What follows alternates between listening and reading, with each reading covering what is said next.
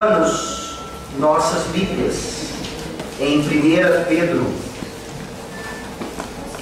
Começamos hoje oficialmente a expor 1 Pedro, o nosso primeiro sermão em preparação para essa sequência, para essa série. Foi um sermão biográfico, um sermão sobre o próprio Pedro. Ou seja, poderíamos considerar que as primeiras palavras da epístola de Pedro já foram aqui expostas. E nós continuaremos hoje até o começo do versículo 2. É uma carta pequena, mas cheia de teologia, e por isso nós vamos caminhar bem vagarosamente, ou explorando todos os detalhes necessários. 1 Pedro, capítulo 1, versículos 1 e 2. Diz assim a palavra da salvação: Pedro, apóstolo de Jesus Cristo, aos eleitos que são forasteiros da dispersão no Ponto, Galácia, Capadócia, Ásia e Bitínia, eleitos segundo a presciência de Deus, em santificação do Espírito, para a obediência e a aspersão do sangue de Jesus Cristo, graça e paz vos sejam multiplicadas. Amém. Amém. Vamos orar. Senhor nosso Deus, obrigado por esse culto, que sem dúvida alguma é prestado a Ti, mas como o Senhor é benigno e bondoso, o Senhor nos responde com graça e com misericórdia e com bênçãos incontáveis. Só o fato de estarmos aqui já é a bênção maior que um ser humano pode receber. E ainda mais, ouvirmos a Tua palavra, ouvirmos a palavra do Evangelho, ouvirmos mais uma vez a garantia que temos em Cristo Jesus, de sermos de fato escolhidos pelo Senhor, e nada pode nos separar desse amor maravilhoso. Nessa noite, ó Deus, nós ainda pregamos para que aqueles que ainda não receberam essa graça maravilhosa possam, por meio do Evangelho, por meio da atuação do Teu Santo Espírito, receber essa graça, essa paz que excede em todo o entendimento. Tende misericórdia de nós. Nos ajuda a compreender o porquê Pedro, o apóstolo, escreveu essa epístola. Não apenas para os da dispersão naquela época, mas certamente para nós hoje ainda, que somos forasteiros, procurando uma pátria. É em nome de Jesus Cristo, aquele que garante a nossa salvação, que nós oramos. Amém. Amém. A palavra utilizada aqui, traduzida como dispersão no versículo 1, ela é literalmente no grego diáspora. Você já deve ter ouvido essa palavra. De vez em quando ela aparece nos noticiários, quando Israel está sendo ali mencionado. E aqui nós vemos então uma definição técnica daquilo que conhece-se como diáspora judaica.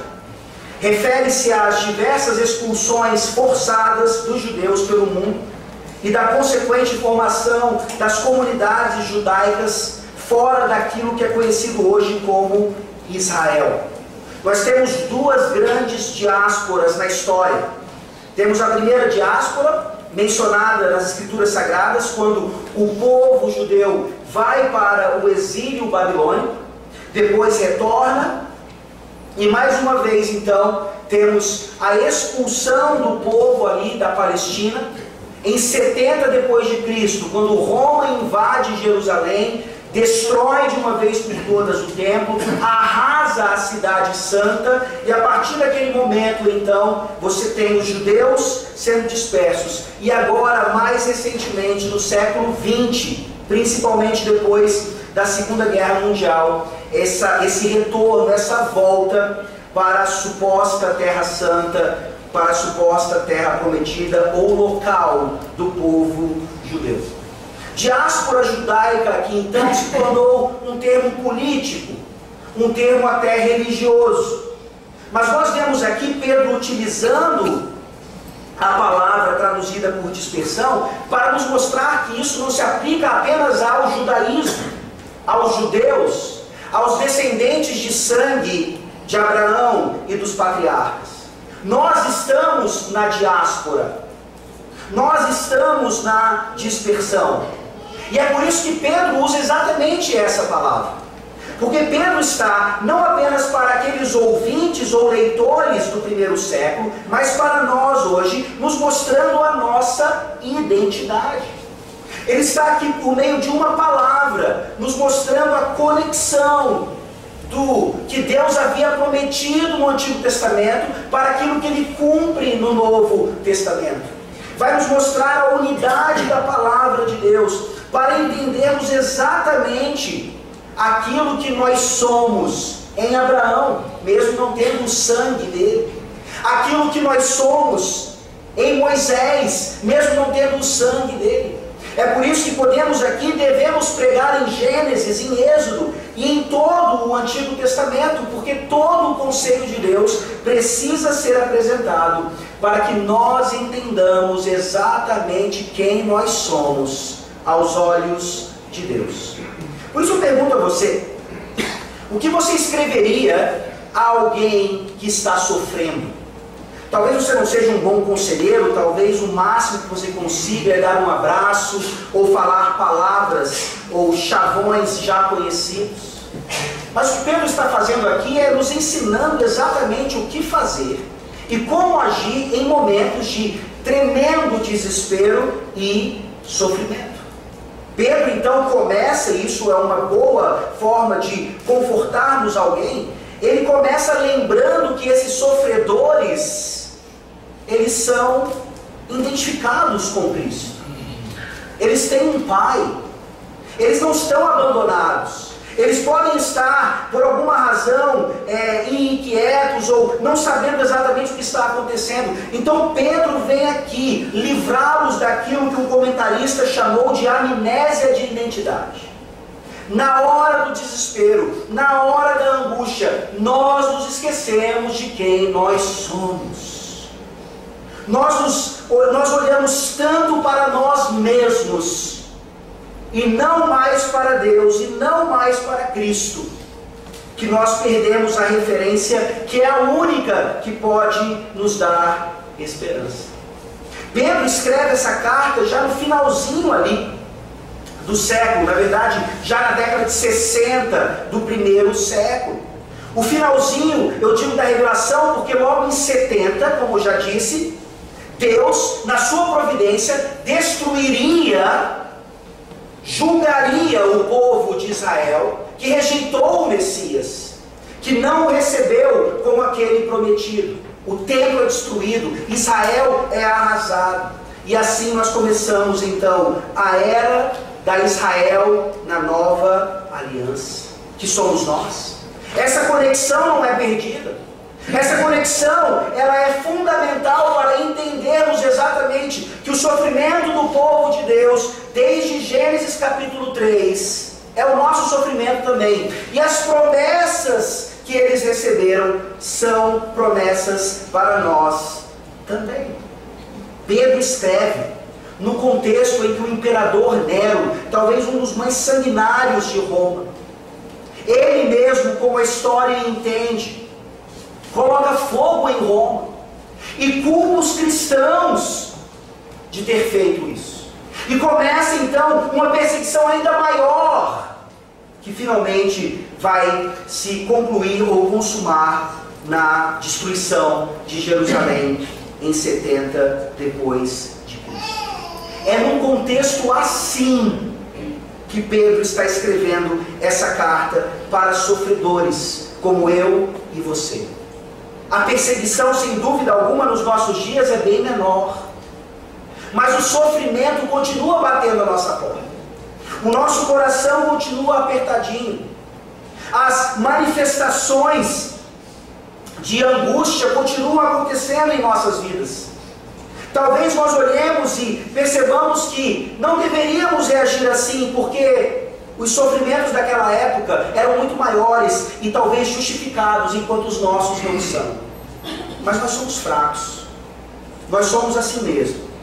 E Deus, que é Pai, ele entende exatamente o que nós precisamos, ou o que nós passamos, o que precisamos ouvir para termos esperança, mesmo que a perseguição não seja tão profunda quanto naquela época.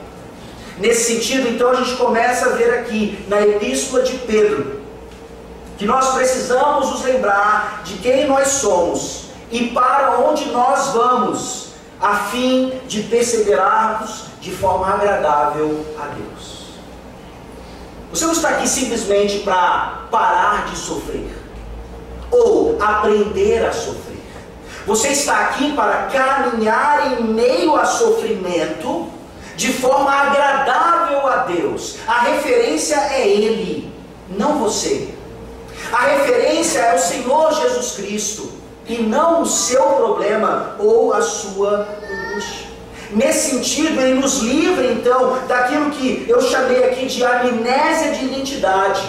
E Ele nos faz lembrar quem nós somos e para onde vamos. E enquanto não chegamos lá, o nosso principal verbo é perseverar.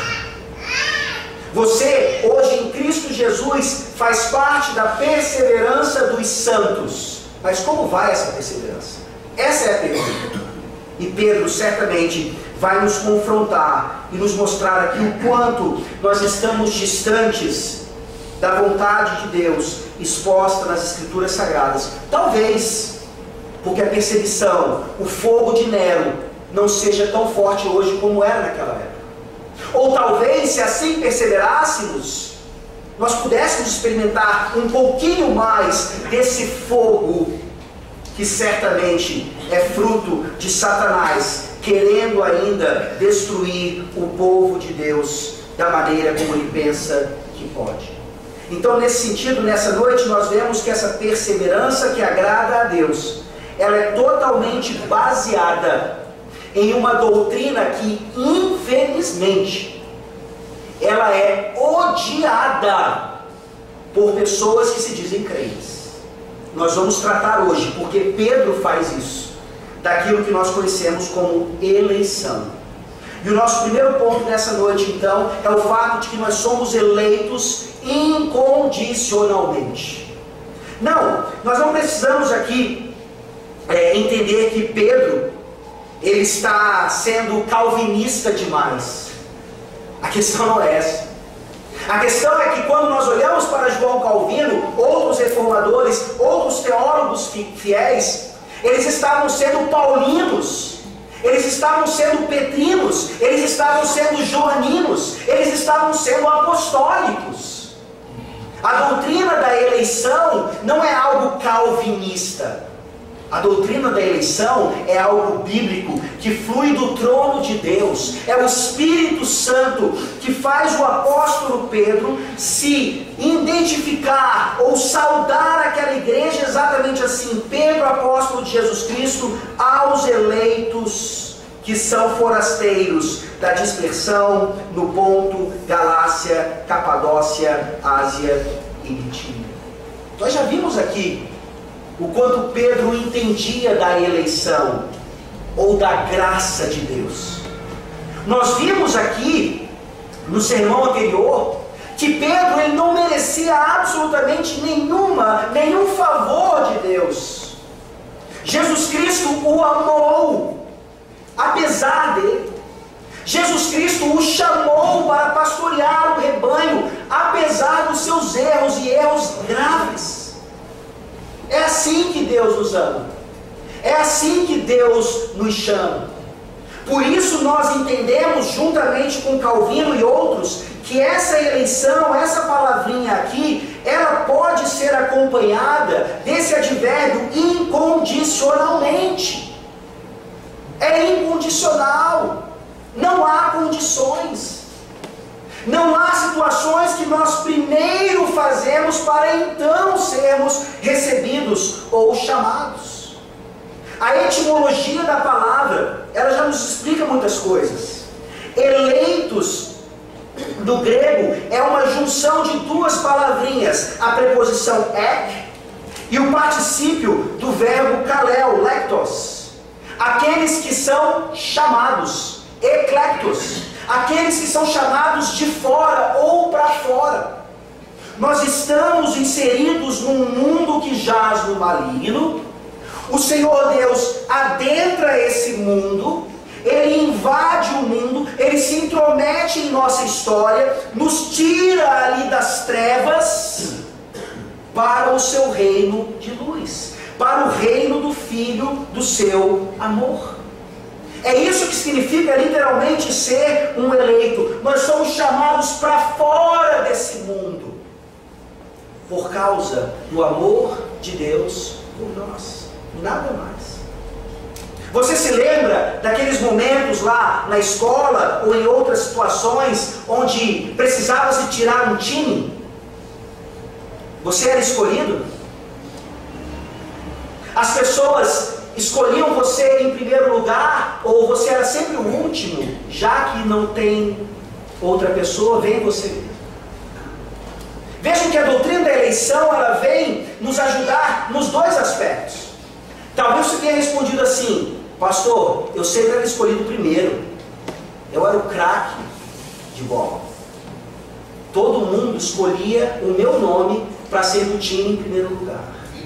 A doutrina da eleição vem acabar com o seu orgulho, vem mostrar que se você é um craque de bola de fato, isso se dá meramente por causa da graça de Deus.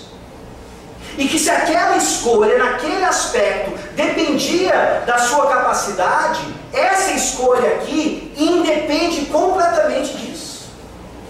Mas se você não era escolhido, você talvez hoje ainda sofra por causa disso. Ninguém me ama, ninguém me quer. Você não pode dizer isso a respeito de Deus. Você não pode dizer isso a respeito desse Deus maravilhoso que não precisava te escolher, não precisava te amar, mas escolheu fazer isso. Olha que coisa maravilhosa. Olha que doutrina fantástica, que anula qualquer orgulho e soberba humanos, e ao mesmo tempo, então, honra e levanta aquele que é desprezado pelo mundo. Como é que um crente em sã consciência pode dizer que ele odeia a doutrina da eleição? Nós nos perguntamos, o que é que mudou? Geralmente, um crente que diz que odeia a doutrina da eleição, ele nem sequer sabe o que está dizendo, porque ao dizer isso, ele está falando em outras palavras que ele detesta, ele odeia aquilo que está na Bíblia. Mais uma vez, nós não estamos lendo aqui as Institutas de Calvino, nós não estamos lendo aqui algum manual presbiteriano que insiste nessa doutrina tão complicada. É a palavra de Deus que dá fluência então a esses estudos teológicos que sim, precisam acontecer para nós entendermos melhor então o que é a eleição, como ela se aplica, por que cargas d'água então um Deus soberano age dessa maneira. Veja, por exemplo, Deuteronômio 7. Nós vamos passar por alguns textos agora, então fique preparado. Deuteronômio 7.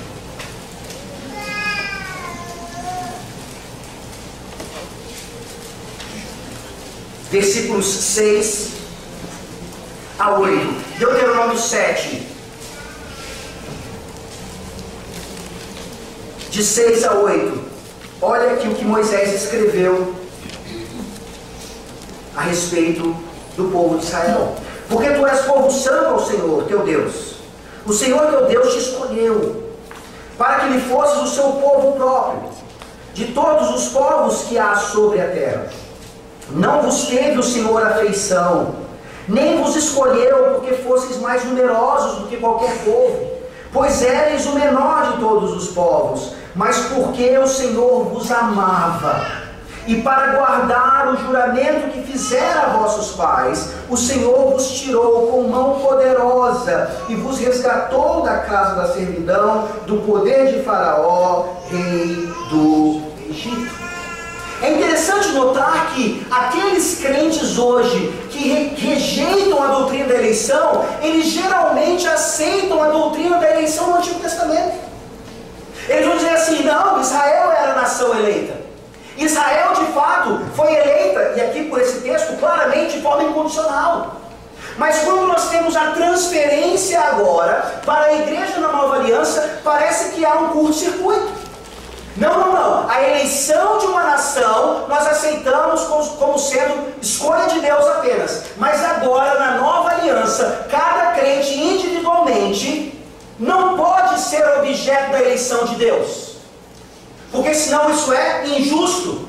Esse não é o Deus da graça. Esse é um Deus arbitrário. E vocês conhecem os vários argumentos que surgem a partir desse debate. Talvez você tenha usado alguns deles ao longo da sua vida e ainda use.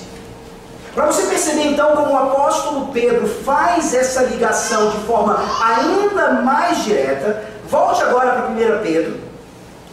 E no capítulo 2, versículo 9... veja aqui como o argumento de que a eleição de Israel era de uma forma e a eleição agora na nova aliança é de uma outra. Esse argumento cai por terra com esse versículo que Pedro usa de propósito, da mesma maneira que ele usou a palavra diáspora no versículo 1.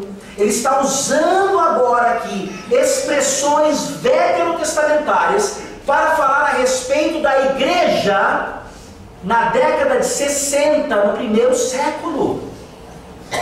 1 Pedro 2,9: Vós, porém, sois raça eleita, sacerdócio real, nação santa, povo de propriedade exclusiva de Deus, a fim de proclamardes as virtudes daquele que vos chamou, eclectos, das trevas para a sua maravilhosa luz. Daquele que elegeu vocês, daquele que chamou vocês para fora das trevas. Olha a linguagem. Ele começou falando, e isso está lá no Antigo Testamento, Israel era a raça eleita, e agora o Israel de Deus na nova aliança também é. Se a eleição era incondicional lá, ela continua sendo incondicional agora. O problema é que nós deixamos que ventos de doutrina adentrem a igreja e comecem a nos mostrar que antigamente os eleitos eram salvos pela lei, pelo cumprimento das obras, e agora nós somos salvos pela graça. Por isso é que a eleição não pode ser assim. Nós começamos a ver uma desconexão entre o Antigo Testamento e o Novo, e isso nunca fez parte da nossa herança. Nós começamos a entender de forma errada aquilo que sempre foi o Evangelho no Antigo Testamento, desde Gênesis 3, desde a queda do homem. Não há outra maneira do homem ser salvo, senão pela eleição incondicional, graciosa e misericordiosa do Senhor, depositada sobre ele e aplicada na sua providência dentro do templo. Você vê essa ponte acontecendo pelo próprio apóstolo Pedro. Mas se isso não foi suficiente, eu gostaria de ir agora para 3 textos do Novo Testamento, para mostrar a vocês essa relação. João 15, por favor, Evangelho de João.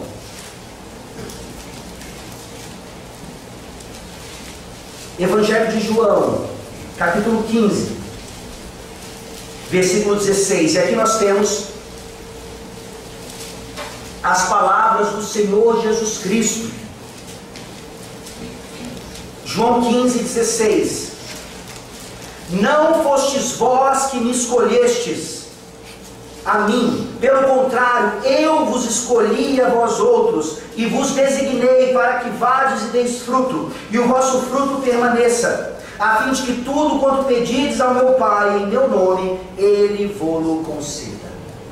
Alguns tentam resolver esse versículo aqui dizendo que Jesus estava falando apenas em relação aos apóstolos.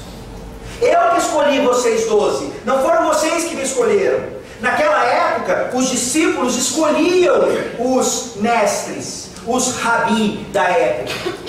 Então eles dizem que Jesus estava mostrando que no caso dele, ele que tinha escolhido. E nós vemos claramente que esse não é o caso. Nós vemos que ele está falando aqui para os seus apóstolos, mas a linguagem de Jesus Cristo, ela é mais ampla.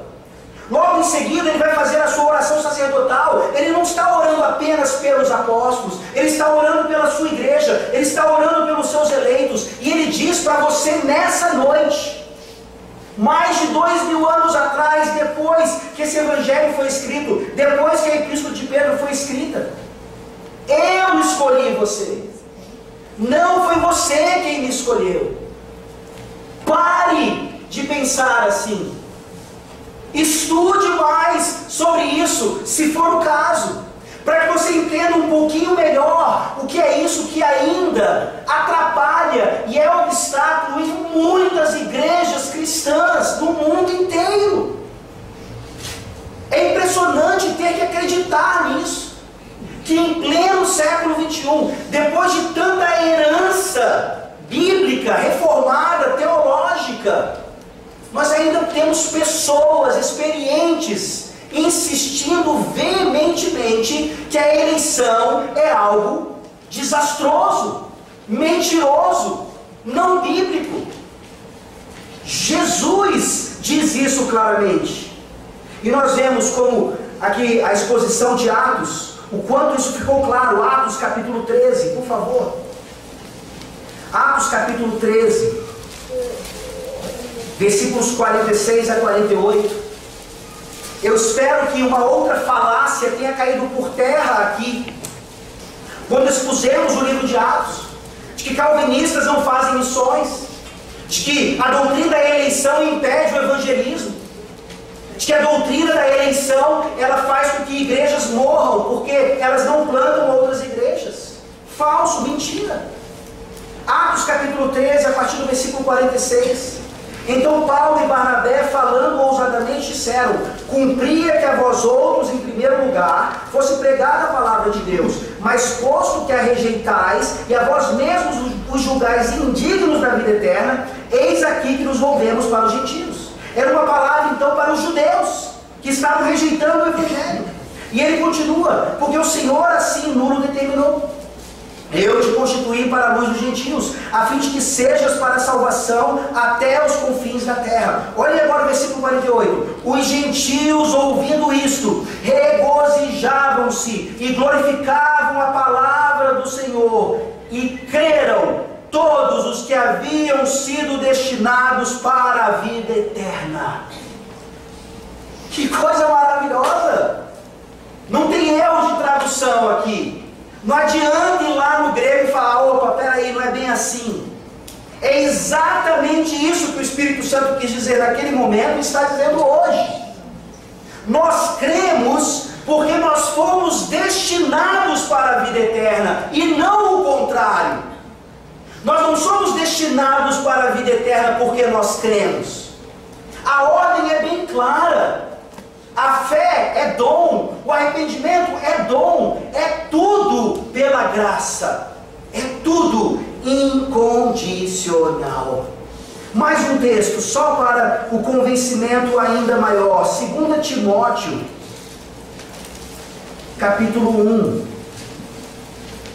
E esse texto ele nos faz uma ligação com o nosso ponto em seguida. 2 Timóteo, capítulo 1, versículo 9. Vamos ler a partir do 8. 2 Timóteo 1, 8 e 9. Não te envergonhes, portanto, do testemunho de nosso Senhor, nem do seu encarcerado, que sou eu. Pelo contrário, participa comigo dos sofrimentos a favor do Evangelho, segundo o poder de Deus, que nos salvou e nos chamou com santa vocação, não segundo nossas obras, mas conforme a sua própria determinação e graça, que nos foi dada em Cristo Jesus, antes dos tempos eternos. O que é que nos salva? A graça e a determinação dada a nós em Cristo Jesus antes dos tempos eternos. Você poderia pensar assim: pastor, eu gostei muito desses versículos, mas é só ir para Romanos 9. Nós não precisamos ir para Romanos 9, porque ele está claro demais. Depois você vai para casa e vai meditar em Romanos 9. E vai usar isso no seu debate com aqueles que ainda insistem em se voltar contra Deus e a sua palavra, na rejeição da eleição. Mas é fácil entender por que nós rejeitamos isso. É fácil entender porque o nosso coração ele se recusa a compreender. Porque, como eu falei anteriormente, a eleição ela inevitavelmente confronta o nosso orgulho. No final das contas, lá no finalzinho mesmo, no dia do juízo final, nós gostaríamos de entrar no reino reservado para nós, desde antes da fundação do mundo, por causa do nosso currículo. Parabéns, pastor Broto, quantos sermões maravilhosos! Entra no reino que está preparado. Parabéns, pastor Broto, porque você lutou até o sangue contra o pecado. Parabéns, pastor Broto, porque você fez isso e aquilo. Eu me encho de orgulho e entro no reino do inferno. Por causa das obras, da religiosidade, daquilo que ainda existe em nós e que precisa ser extirpado. Porque por mais que nós hoje à noite entendamos o que é a eleição, já estudei, sou calvinista, nós vivemos como arminianos. Nós experimentamos aquilo que nós criticamos em nossas próprias vidas.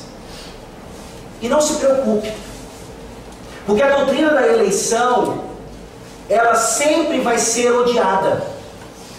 Ela foi odiada quando o próprio Senhor Jesus falou sobre ela. Eu já mencionei aqui, mas ali Jesus está falando com discípulos.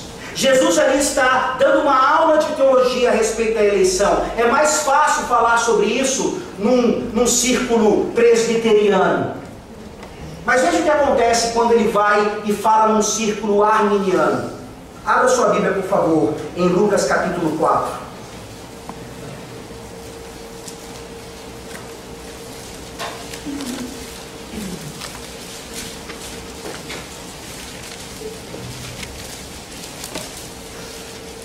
Lucas, capítulo 4. Nós vemos Jesus em Nazaré. Ele está ali pregando a palavra de Deus. Ele abre o pergaminho, de Isaías. Ele começa a expor aquele texto. E veja a partir do versículo 20. Lucas 4, 20. Tendo fechado o livro, devolveu ao assistente e sentou-se. E todos na sinagoga tinham os olhos fitos nele. Então passou Jesus a dizer-lhes: hoje se cumpriu a escritura que acabais de ouvir. Todos lhe davam testemunho e se maravilhavam das palavras de graça que lhe saíam dos lábios, e perguntavam: não é este o filho de José? Disse-lhe Jesus: sem dúvida, citar-lhe-eis este provérbio: médico, cura-te a ti mesmo. Tudo que ouvimos ter se dado em Cafarnaum, faz-o também aqui na tua terra. E prosseguiu: de fato vos afirmo que nenhum profeta é bem recebido na sua própria terra. Na verdade vos digo que muitas viúvas havia em Israel no tempo de Elias, quando o céu se fechou por 3 anos e 6 meses, reinando grande fome em toda a terra, e a nenhuma delas foi Elias enviado, senão a uma viúva de Sarepta de Sidom. Havia também muitos leprosos em Israel nos dias do profeta Eliseu, e nenhum deles foi purificado, senão Naamã, o sírio. Todos na sinagoga, ouvindo estas coisas, se encheram de ira, e levantando-se, expulsaram-no da cidade, e o levaram até o cimo do monte, sobre o qual estava edificada, para de lá o precipitarem abaixo. Jesus, porém, passando por entre eles, retirou-se. O sermão de Jesus Cristo a respeito da eleição fez com que aqueles judeus quisessem matá-lo. Aqui, Jesus demonstra por meio desses 2 eventos, a viúva de Sarepta e o Naamã, o sírio, que Deus elege do meio de muitos exatamente aqueles a quem Ele ama e a quem Ele quer. Aqui, obviamente, eles entenderam a mensagem. Não apenas que gentios seriam salvos, mas Jesus estava falando: vocês me rejeitam, mas aqueles que são eleitos não me rejeitam. Logo, vocês não são eleitos de Deus. E querem rasgar as suas vestes. Hoje o ódio, ele se manifesta de outras maneiras, infelizmente. Mas nós continuamos em 1 Pedro, e nós vemos que essa eleição, ela é incondicional, porque ela é baseada na soberania de Deus. Nós somos eleitos incondicionalmente, e nós somos eleitos soberanamente. Volte lá para 1 Pedro. De onde nós tiramos essa ideia? Pedro começa falando então aos eleitos, e ele qualifica esses eleitos, que são forasteiros da dispersão no Ponto, Galácia, Capadócia, Ásia e Bitínia. Como é que nós entendemos soberania de Deus aqui? Em primeiro lugar, Paulo lembra a eles e a nós que eles são forasteiros. A palavra aqui mais literal seria alienígena. Quando você vai, por exemplo, para os Estados Unidos como um imigrante, como um estrangeiro, você ali é chamado de alienígena. Você é alguém de fora. Você quase não consegue mais entrar agora. O seu visto não vale tanto quanto valia antes. Porque as fronteiras precisam ser mais protegidas. E se você já morou fora do país, você sabe o que significa ser um estrangeiro ali. Por mais que você tenha ido legalmente, trabalhando, estudando, numa situação confortável, você se sente um fora de casa. Você se sente alguém que não é bem recebido, ou não tão bem recebido como deveria. E é exatamente essa palavra que Pedro está usando aqui para demonstrar então que esses eleitos incondicionalmente, e que são eleitos então pela soberania de Deus, são forasteiros. Somos chamados de fora ou para fora das trevas, mas continuamos nesse mundo agora como se não fôssemos dele.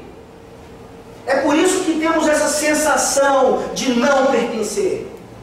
É por isso que temos ou deveríamos ter essa sensação de que essa não é mais a nossa casa, não é mais o nosso lar, que nós somos realmente peregrinos. Estamos de passagem.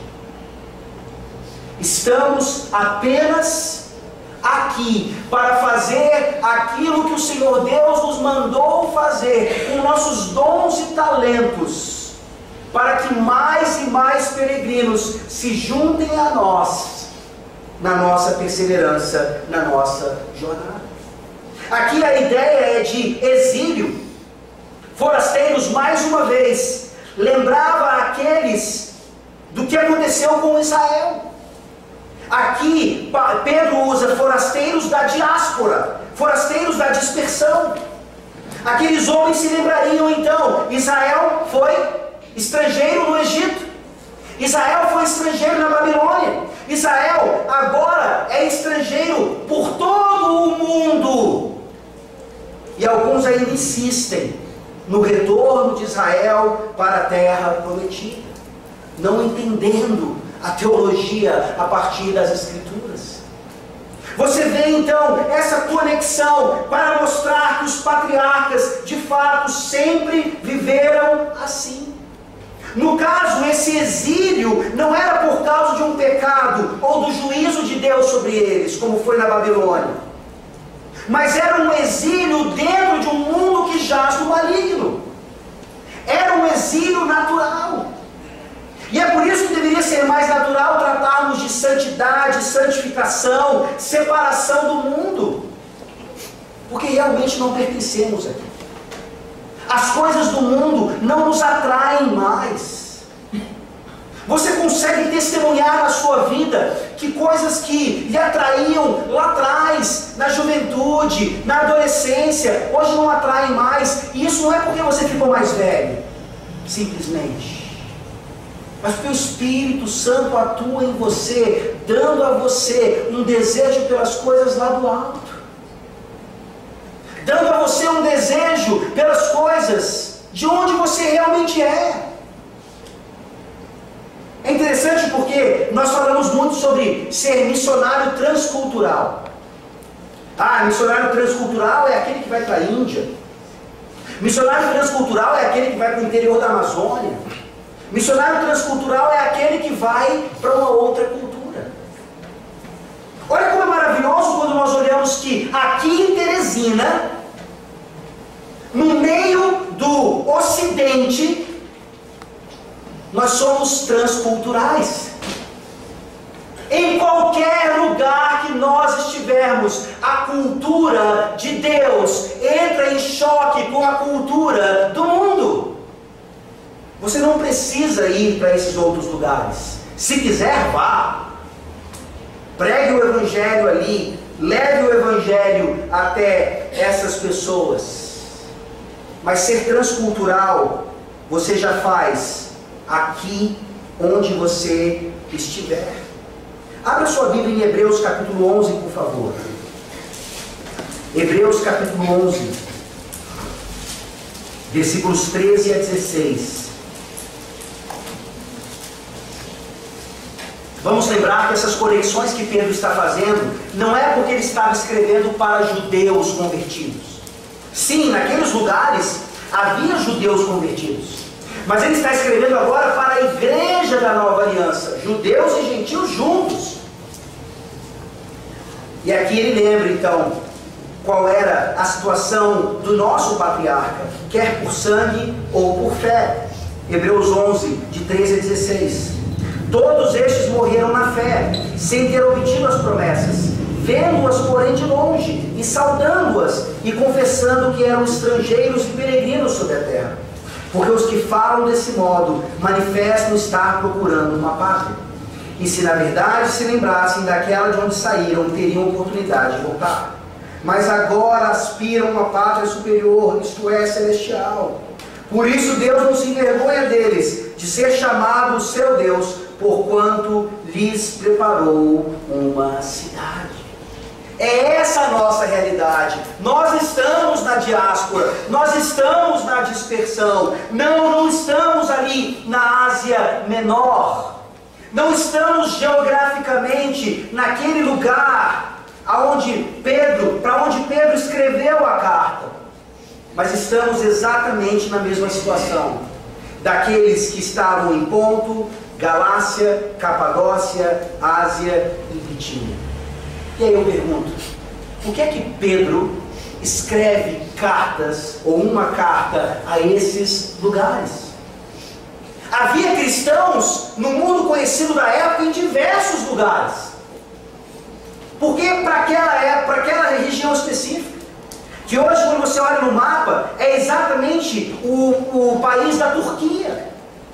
Naquela época conhecida como Ásia Menor, ou Anatólia.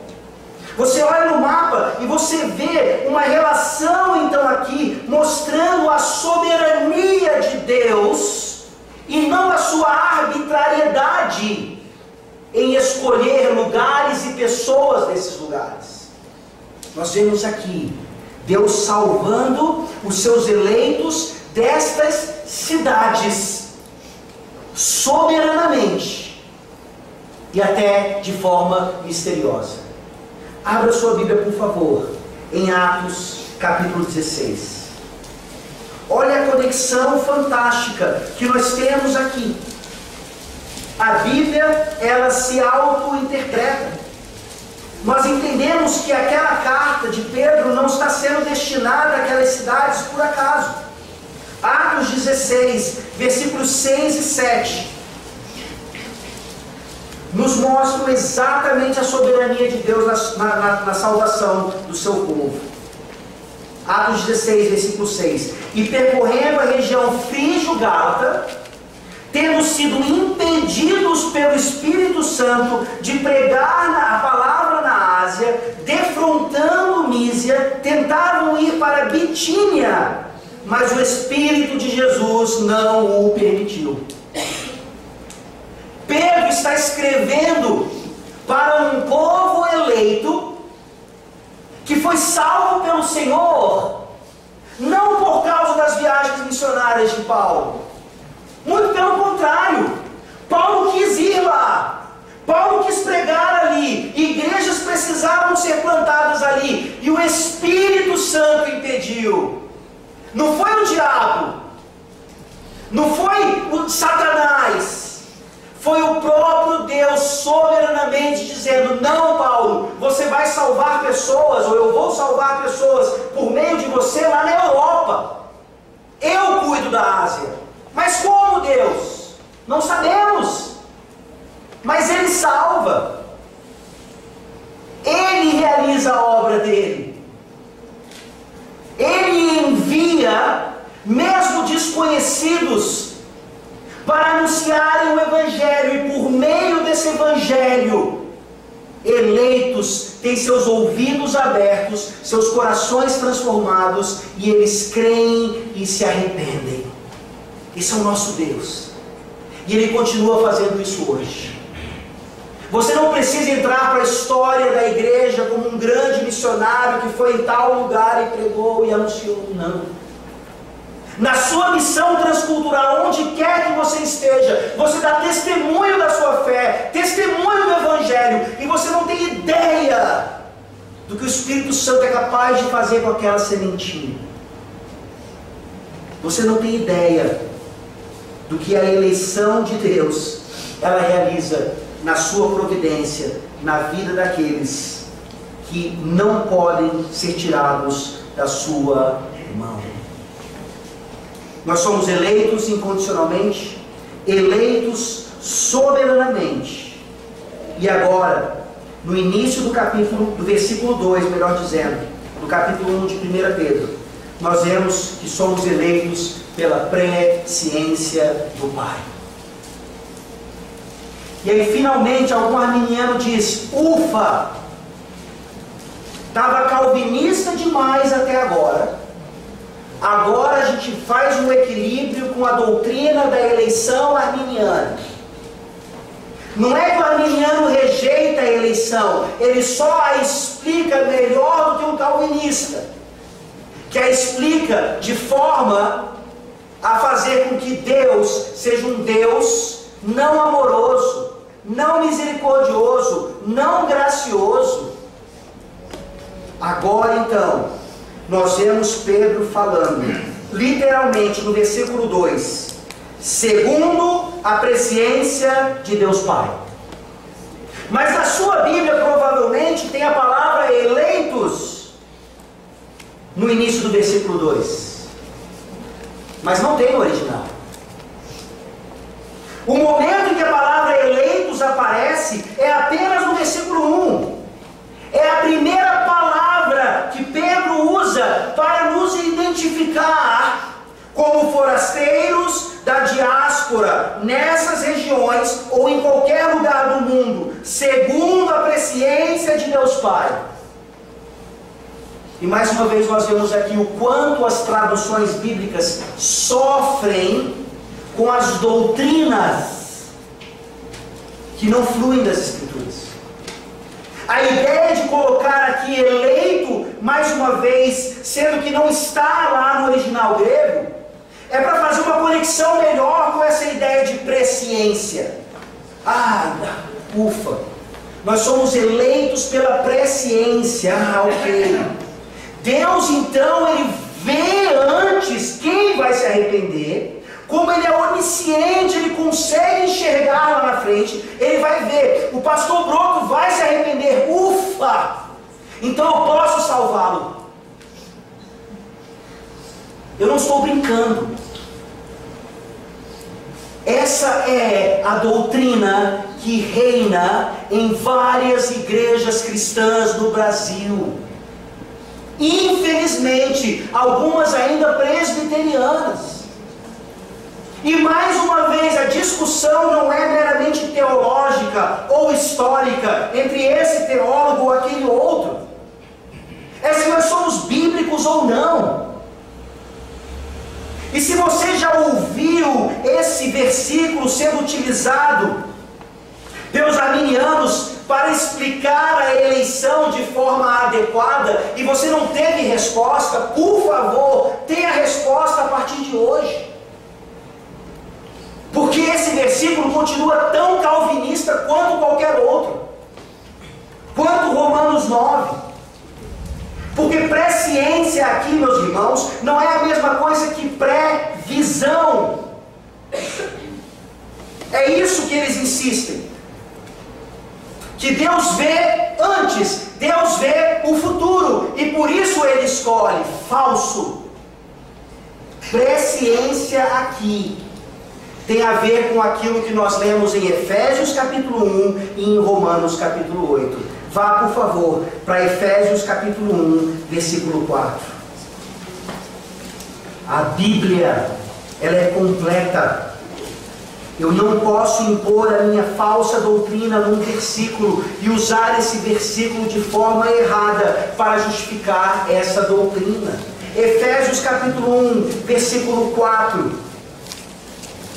Mais uma vez a palavrinha aqui. Assim como nos escolheu nele antes da fundação do mundo, para sermos santos e irrepreensíveis perante ele, e em amor nos predestinou para ele. Aí você pensa assim: pastor, mas esse versículo ele não consegue me explicar tão bem o fato de que não é previsão que acontece, e sim presciência. É porque esse versículo ele se completa com Romanos capítulo 8. Aqui a ideia então é que a escolha de Deus, a predestinação de Deus, ela se dá em amor. E isso tem tudo a ver com presciência, pré-conhecimento. Romanos capítulo 8, versículo 29. Romanos capítulo 8, versículo 29. Aqui você entende exatamente o que está acontecendo na mente de Paulo, quando ele fala a mesma coisa que Pedro, só que em outras palavras. Romanos 8, 29. Sabemos, vamos ler a partir do 28. Sabemos que todas as coisas cooperam para o bem daqueles que amam a Deus, daqueles que são chamados segundo o seu propósito, porquanto aos que de antemão conheceu, também os predestinou. E aí vem a sequência da ordem da salvação. Presciência é isso. Não fala sobre um futuro que certamente Deus pode ver, até porque Ele determinou, mas nos fala de uma eternidade passada, se é que a gente pode colocar assim. Deus de antemão nos conheceu. A presciência de Deus é antes da fundação do mundo, como é dito lá em Efésios. A eleição de Deus é baseada nesse conhecimento, nesse amor, que na Bíblia não é meramente informação coletada na mente, mas é intimidade. Adão conheceu a Eva e ela gerou um filho. Caim conheceu sua esposa e ela gerou um filho. E nesse amor, nessa intimidade, antes de qualquer coisa, Deus soberanamente e incondicionalmente já havia escolhido você. Como é que eu ouso me levantar contra uma doutrina tão maravilhosa como essa? Quando nós vemos aqui uma pessoa fazendo profissão de fé, nós não exigimos dela que ela simplesmente saiba responder as perguntas, que ela simplesmente conheça a teologia, não. O que o conselho requer daquela pessoa é que ela tenha intimidade com Cristo. Ela não conhece a respeito de Cristo, ela não conhece sobre Cristo, ela conhece o Senhor Jesus Cristo. Ela tem intimidade com Ele. E a nossa profissão de fé é verdadeira. Não porque Deus viu aquele dia que eu professaria a minha fé, mas porque Ele me elegeu antes da fundação do mundo. Num belo dia na minha história, Ele vai me mostrar o Evangelho, e eu vou crer, e vou me arrepender, e professar a minha fé. Isso é maravilhoso. É isso que a Bíblia ensina. E mais uma vez, isso quebra o nosso orgulho, isso quebra a nossa predisposição em não entender essas coisas. E mais uma vez, nós vemos isso tudo sendo solucionado exatamente em Cristo Jesus. Se presciência é apenas olhar para o futuro e ver o que acontece e então tomar uma decisão aqui atrás, então isso não faz sentido em relação ao que aconteceu com o Senhor Jesus Cristo. E nós não temos esperança alguma. Abra sua Bíblia, por favor, em Atos capítulo 2. Atos capítulo 2. Versículos 22 e 23. Esse é o mesmo Pedro, aqui pregando lá em Pentecostes.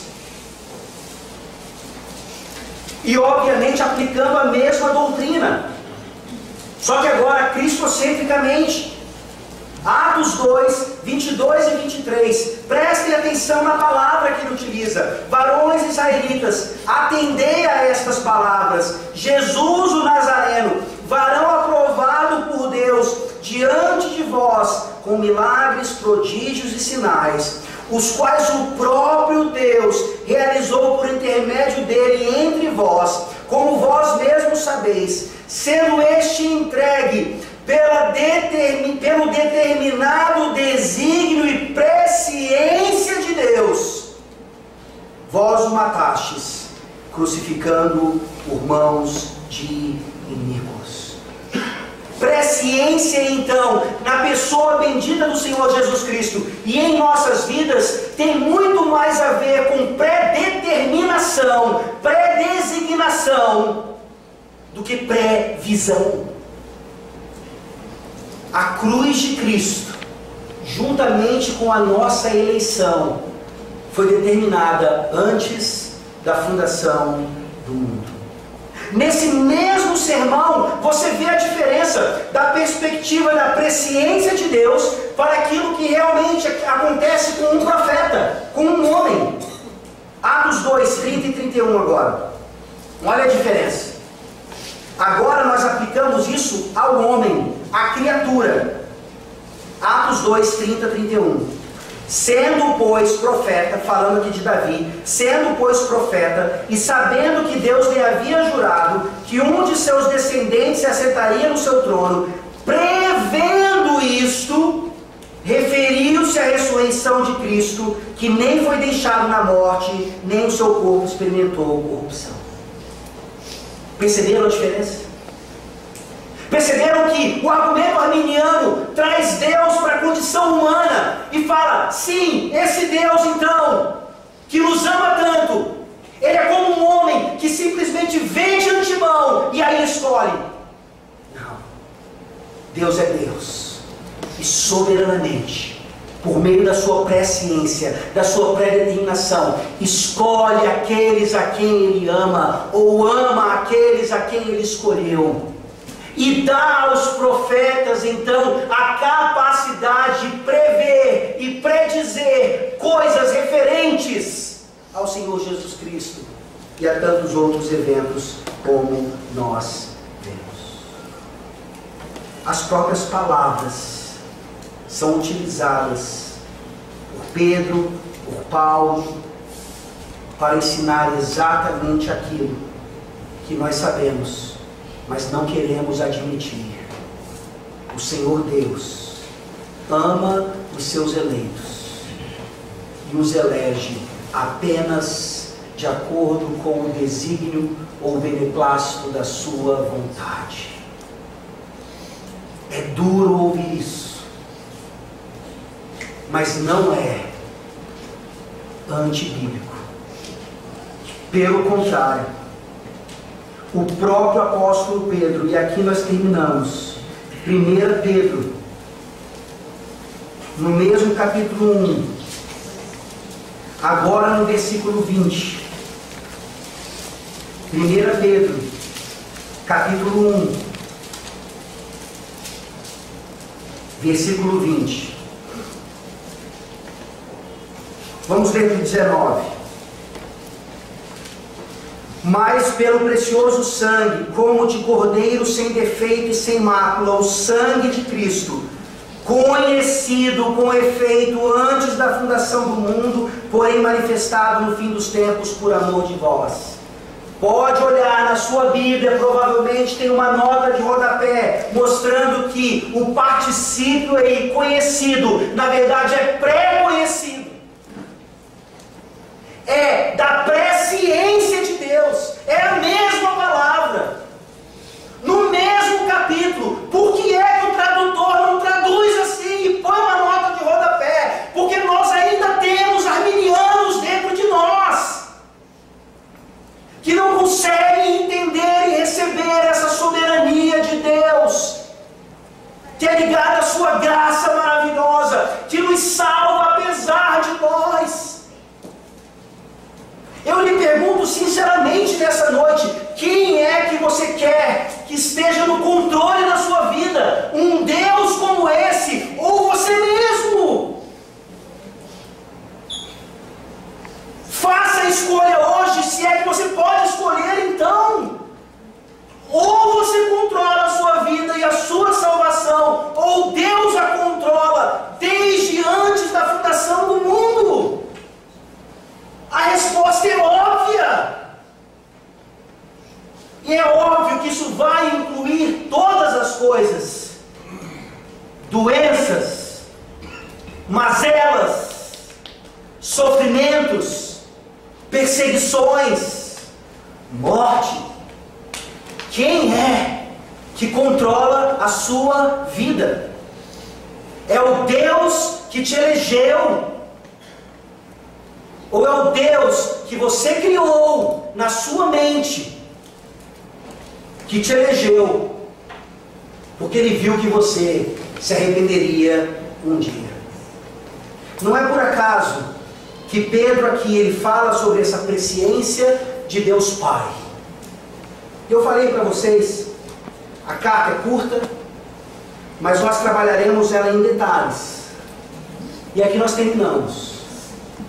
Porque esse Deus, Ele não é um Deus ausente.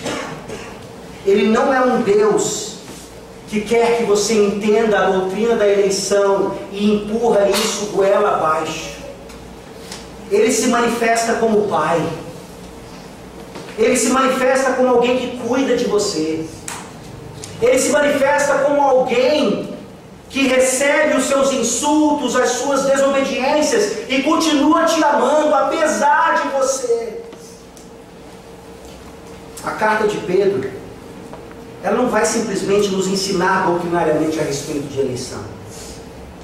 Mas se nós não aprendermos isso logo no início da carta, tudo que ele vai escrever em seguida continuará não fazendo sentido.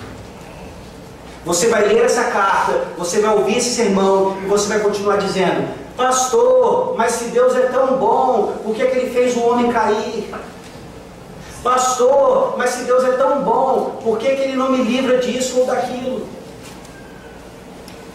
Você vai continuar lendo todos os livros sobre teologia reformada e calvinista que você puder, e vai continuar fazendo essas perguntas, porque você ainda não entende qual é o privilégio de você nessa noite ser chamado de eleito, forasteiro da diáspora em Teresina, em pleno século 21, sendo filho de Deus Pai. A realidade é que isso é maravilhoso em nossas vidas, porque não apenas somos seus filhos, mas estamos voltando para a casa do Pai, porque o Filho dele, antes da fundação do mundo, decidiu que um dia morreria na cruz do Calvário, pela presciência do Pai, para que eu e você, nessa noite, fôssemos um pouco mais convencidos de que somos eleitos, sim, apenas pela graça do Senhor. Vamos orar. Deus, obrigado pela Tua palavra, obrigado pela sabedoria de Pedro, dada pelo Espírito Santo. para escrever o início da carta exatamente assim, para que nós aprendamos exatamente como lidar com o sofrimento, mediante essa doutrina maravilhosa da eleição. Senhor, como é difícil admitir isso, que se fomos eleitos para a salvação, nós somos eleitos também para o sofrimento, enquanto aqui estivermos perseverando. Ó Senhor, coloca isso em nossos corações, nos ajuda a experimentar isso, Senhor, a partir da Tua graça bendita que continua nos salvando. E nessa noite, ó Deus, que todos os Teus eleitos, ainda não convertidos ao Senhor, possam ser já transformados pelo Teu Santo Espírito. Em nome de Jesus Cristo que nós oramos. Amém.